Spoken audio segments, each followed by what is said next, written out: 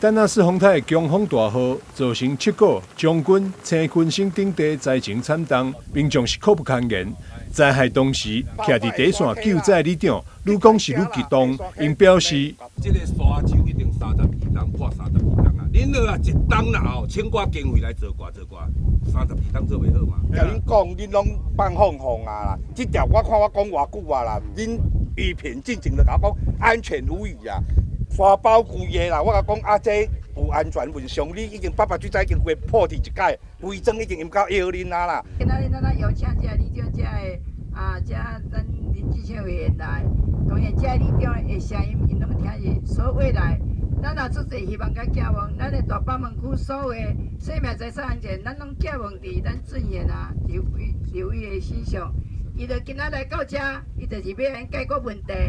对此，水利局总工程师王国安讲。过去受到经费限制，现在会针对出海口进行改善，未来会渐渐看到效果。真正是像你这讲的，受限制经费的迄个限制，所以阮离开南平遮，当然阮经费无够，所以阮即马顾的部分拢是顾大了排水的出来到这站北平遮。咱看，其实遮有开钱，其实你就去做保护，伫这10几档来，其实是有效果啦。为防止溪流以及风台活水倒灌，立委林俊宪建议增设防潮闸门以及蓄洪池治理的工程，议会积极争取适的经费，希望中央尽速核定补助，以提升台南防洪韧性。未来也会针对外海沙洲的部分进行护育工程。当然是台风造成灾情最惨的就是在七股。在这西寮还有将军、青群省这边，最主要就是因为西寮的这个大寮排水左岸又破的又崩的。那这次我们现在来看的是它紧急整治的大概200米200米这个护堤基本上先给补起来。但未来它还有连续几期的这个治水工程包括最后我们需要完成就是外海沙洲的那个复育工作。这个部分呢，这次我们经费大概编了11亿了那加上前面的几道的那个治水工程，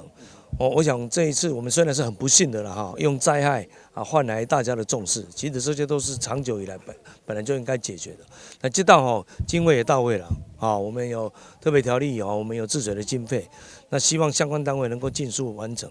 让居民不再恐惧了。丹纳斯风台来袭期间，大水沿着大寮排水，移提进入西寮社区，造成淹水。为防止类似灾情再次发生，市府采用南亚控有助对塔工化，责任高效而且时间快速，确保整体加权作业会当伫第一时间来完成。